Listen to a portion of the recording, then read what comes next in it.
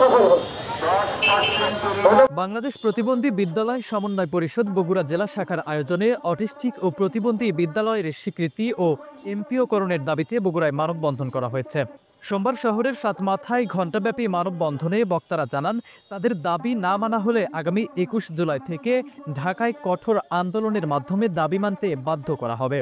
এ সময় মানববন্ধনে উপস্থিত ছিলেন বাংলাদেশ প্রতিবন্ধী বিদ্যালয় সমন্বয় পরিষদ কেন্দ্রীয় কমিটির সভাপতি ইলিয়াস রাজ, সাংগঠনিক সম্পাদক আব্দুল শেখ, বগুড়া জেলা শাখার সভাপতি আজিজুর রহমান, সাধারণ সম্পাদক মোফাজ্জল হোসেন সহ বগুড়া জেলার ১২টি উপজেলার ৩৪টি স্কুলের ৩ শতাধিক শিক্ষক শিক্ষিকা অংশগ্রহণ করেন।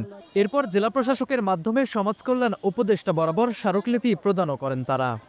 কমিটি শিক্ষক ও বর্তমানে শিক্ষক কর্মচারী অর্থের অভাবে বিদ্যালয়ে আমাদের পরিচালনা করতে সমস্যা হচ্ছে এবং আমরা নিজেরা মানবেতর জীবনযাপন করছি।